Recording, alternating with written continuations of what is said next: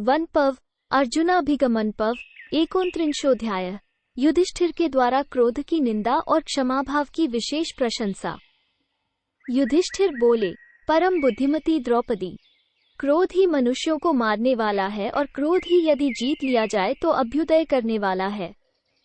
तुम ये जान लो कि उन्नति और अवनति दोनों क्रोध मूलक ही हैं। क्रोध को जीतने से उन्नति और उसके वशीभूत होने से अवनति होती है।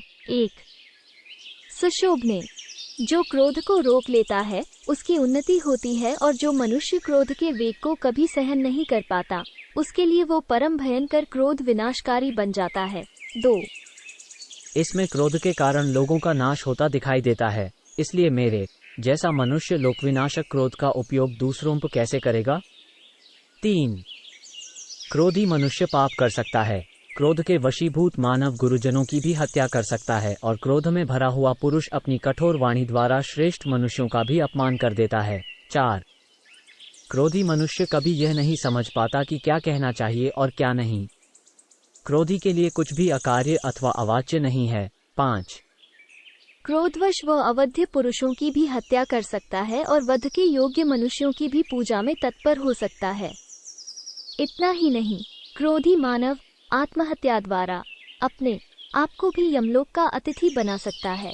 6 इन दोषों को देखने वाले मनस्वी पुरुषों ने, जो इहलोक और परलोक में भी परम उत्तम कल्याण की इच्छा रखते हैं, क्रोध को जीत लिया है। 7 अतः धीर पुरुषों ने जिसका परित्याग कर दिया है, उस क्रोध को मेरे जैसा मनुष्य कैसे उपयोग में ला सकता है। द्रुपद कुमारी, यही सोचकर मेरा क्रोध कभी बढ़ता नहीं है। 8 क्रोध करने वाले पुरुष के प्रति जो बदले में क्रोध नहीं करता, वह अपने को और दूसरों को भी महान भय से बचा लेता है। वो अपने और पराये दोनों के दोषों को दूर करने के लिए चिकित्सक बन जाता है। 9 यदि मूढ़ एवं असमर्थ मनुष्य दूसरों के द्वारा क्लेश दिए जाने पर स्वयं भी बलिष्ठ मनुष्यों पर क्रोध करता है, तो वह अपने ही द्वारा अपने आप का विनाश कर देता है। 10 अपने चित्त को वश में न रखने के कारण क्रोधवश देहत्याग करने वाले उस मनुष्य के लोक और परलोक दोनों नष्ट हो जाते हैं। अतः द्रुपद कुमारी, असमर्थ के लिए अपने क्रोध को रोकना ही अच्छा माना गया है। 11 इसी प्रकार जो विद्वान पुरुष शक्तिशाली होकर भी दूसरों द्वारा क्लेश दिए जाने पर स्वयं क्रोध नहीं करता, वो क्लेश देने वाले का नाश न करके परलोक में भी आनंद का भागी होता है। 12 इसलिए बलवान या निर्बल सभी विज्ञ मनुष्यों को सदा आपत्तिकाल में भी क्षमा भाव का ही आश्रय लेना चाहिए। 13 कृष्ण, साधु पुरुष क्रोध को जीतने की ही प्रशंसा करते हैं। संतों का यह मत है कि इसमें क्षमाशील साधु पुरुष की सदा जय होती है। 14 झूठ से सत्य श्रेष्ठ है, क्रूरता से दयालुता श्रेष्ठ है। अतः दुर्योधन मेरा वध कर डाले तो भी इस प्रकार अनेक दोषों से भरे हुए और सत्पुरुषों द्वारा परित्यक्त क्रोध का मेरे जैसा पुरुष कैसे उपयोग कर सकता है। 15 दूरदर्शी विद्वान जिसे तेजस्वी कहते हैं, उसके भीतर क्रोध नहीं होता, यह निश्चित बात है। 16 जो उत्पन्न हुए क्रोध को अपनी बुद्धि से दबा देता है, उसे तत्वदर्शी विद्वान तेजस्वी मानते हैं। 17 सुंदरी, क्रोधी मनुष्य किसी कार्य को ठीक नहीं समझ पाता। वो ये भी नहीं जानता कि मर्यादा क्या है, अर्थात क्या करना चाहिए और क्या नहीं करना चाहिए। 18 क्रोधी मनुष्य अवध्य पुरुषों का वध कर देता है। क्रोधी मनुष्य गुरुजनों को कटु वचनों द्वारा पीड़ा पहुंचाता है। इसलिए जिसमें तेज हो, उस पुरुष को चाहिए कि वो क्रोध को अपने से दूर रखे। 19 दक्षता, अमर्ष, शौर्य और शीघ्रता, ये तेज के गुण हैं। जो मनुष्य क्रोध से दबा हुआ है, वो इन गुणों को सहज में ही नहीं पा सकता। 20 क्रोध का त्याग करके मनुष्य भली भांति तेज प्राप्त कर लेता है।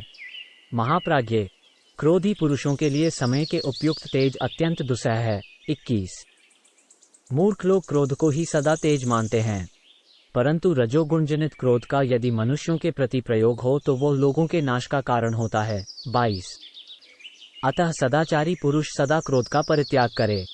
अपने वर्णधर्म के अनुसार न चलने वाला मनुष्य अपेक्षाकृत अच्छा, किंतु क्रोधी नहीं अच्छा, यह निश्चय है।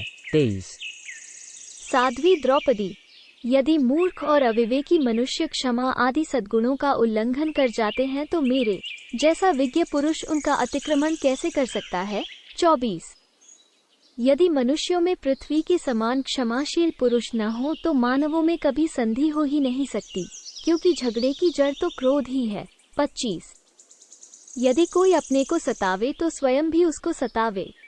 औरों की तो बात ही क्या है, यदि गुरुजन अपने को मारे तो उन्हें भी मारे बिना ना छोड़े। ऐसी धारणा रखने के कारण सब प्राणियों का ही विनाश हो जाता है और अधर्म बढ़ जाता है। 26। यदि सभी क्रोध के वशीभूत हो जाएं तो एक मनुष्य दूसरे के द्वारा गाली खाकर स्वयं भी बदले में उसे गाली दे सकता है। मार खाने वाला मनुष्य बदले में मार सकता है। एक का अनिष्ट होने पर वो दूसरे का भी अनिष्ट कर सकता है। 27। पिता पुत्रों को मारेंगे और पुत्र पिता को, पति पत्नियों को मारेंगे और पत्नियां पति को। 28। कृष्ण ने इस प्रकार संपूर्ण के क्रोध का शिकार हो जाने पर तो कहीं शांति नहीं रहती।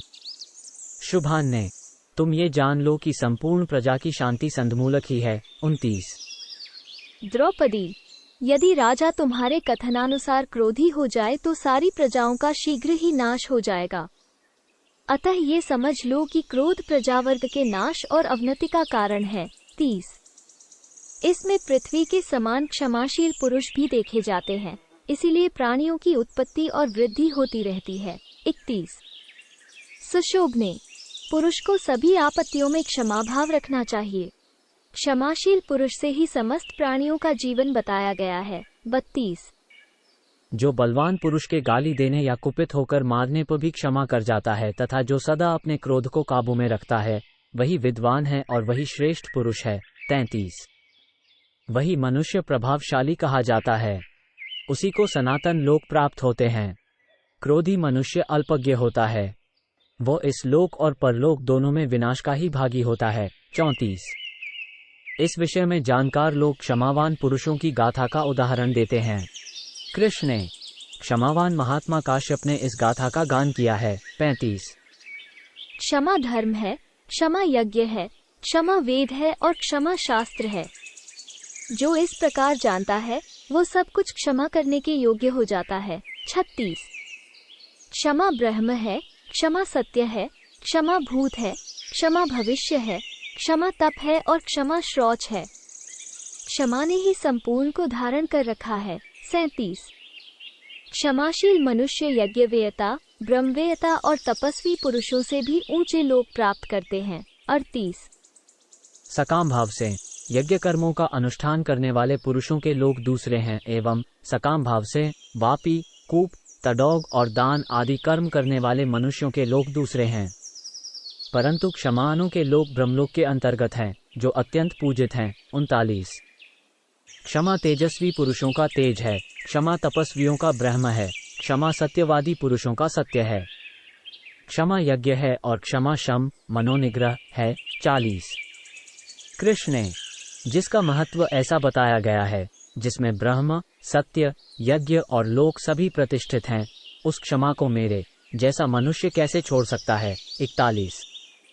विद्वान पुरुष को सदा क्षमा का ही आश्रय लेना चाहिए। जब मनुष्य सब कुछ सहन कर लेता है तब वो ब्रह्मभाव को प्राप्त हो जाता है। 42। क्षमावानों के लिए ही यह लोक है, क्षमावानों के लिए ही परलोक है।